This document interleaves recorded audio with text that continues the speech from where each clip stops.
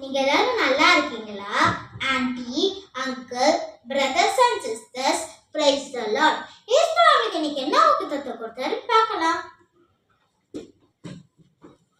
மத்தேயு 5ஆம் அதிகாரம் 44ஆம் வசனம்.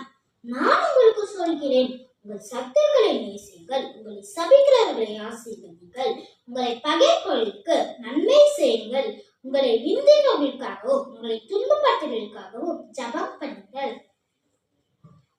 ஏசப்பா நம்மளுக்கு இதுக்கு ஒரு கதை கொடுத்திருக்காரு.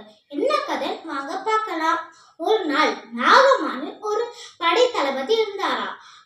அவர் எல்லா நாட்டுக்கும் போயிட்டு அவர் அந்த நாட்டில் இருக்கிற ஜனங்களை அவர் கடுமையா ஆக்கிட்டு அங்க இருக்கிற பொண்ணு பொருட்களை எடுத்துட்டு வந்தாரா. அதனால ராஜாக்கு நாகமான ரொம்ப பிடிக்குமா.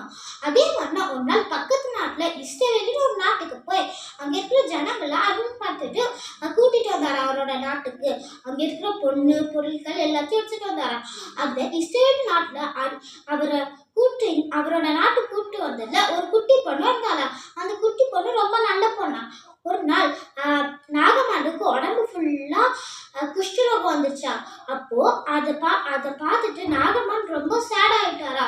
அப்போ அந்த குட்டி பொண்ணு அதை பார்த்துட்டு நாகமானோட வைஃப் கிட்ட என்ன சொன்னாங்கன்னா, எங்க ஊர்ல இஸ்ரவேல் ஊர்ல ஒரு தாத்தா இருந்தாரா. அவர் தாத்தா பேரு எலியா தாத்தாவா. அவருக்கு ஏசு பண்ண ரொம்ப பிடிக்குமா. அதனால ஏசு பார்க்க அவருக்கு ரொம்ப பிடிக்குமா. அவரால் குணப்படுத்த முடியாத வைத்தியமே இல்லைன்னு சொன்னாங்களா. இதை போய் நாகமானோட வைஃப் நாகமான் கிட்ட சொன்னாங்களா. என்னன்னு சொன்னாங்க. அப்போ நாகமான் கிட்ட சொல்லிட்டு நாகமான் யோசிச்சாங்களே, எந்த மருத்துவச்சாலும் நம்மள இந்த குஷ்டரோகத்தை குணப்படுத்த முடியல, எலியா தாத்தாவை மட்டும் எப்படி குணப்படுத்த முடியும்னு யோசிச்சுட்டே போனாரா அவருடைய படைகளை கூட்டிட்டு.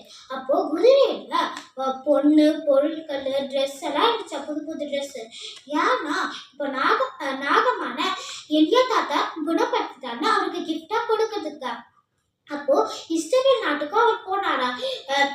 எலியா தாத்தா வீட்டுக்கு போயிட்டு எலியா தாத்தா அவரோட சர்வன்ட்ட வீட்டுக்கு வெளியே அனுப்பிட்டு நாகமான் கிட்ட என்ன சொல்ல சொன்னான்னா, யோர்தான் நதின்னு அங்க ஒரு நதி இருக்கா, அதுல 7 முறை முங்கி எழுங்க சொன்னாங்களா.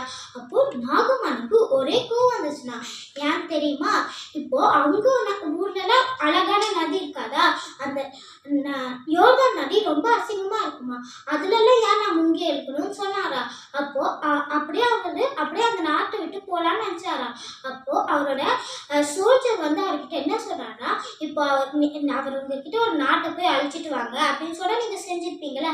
ஏன் இந்த குட்டி விஷயத்தாங்க யோர்தான் நதியில 7 முறை முக்கியம் மட்டும் தானே சொல்றாங்க, அது உங்களால செய்ய முடியாதுன்னு கேட்டாராம். அப்போ நாகமானோ மனசு மாறி அவரோட குதிரையில எடுத்துட்டு சேடா யோர்தான் நதிக்கு போனாரா. யோர்தான் நதிக்கு போய் 1 2 முறையில 6 முறை முங்கியிருந்தாரா. ஆனா 6 முறையா அவரோட ஸ்கின் அவரோட குஷ்டரோகம் சரியாகல. ஆனா 7வது முறை முங்கியும் போது அவரோட குஷ்டரோகம் சரியாகி அவரோட ஸ்கின்னு குழந்தைய போல அழகா சாஃப்டா இருந்துச்சா. இதுல இருந்து நம்மளுக்கு என்ன தெரியுதுன்னா, நம்ம முன் செய்ய போறத பார்த்து இது நல்லாவே வராது அப்படின்னு நினைக்காம நம்ம அது முடிச்சுட்டோன்னே வா இது எப்படி இருக்குன்னு நம்ம நினைப்போமா. உங்களுக்கு இந்த வீடியோ பிடிச்சிருந்தா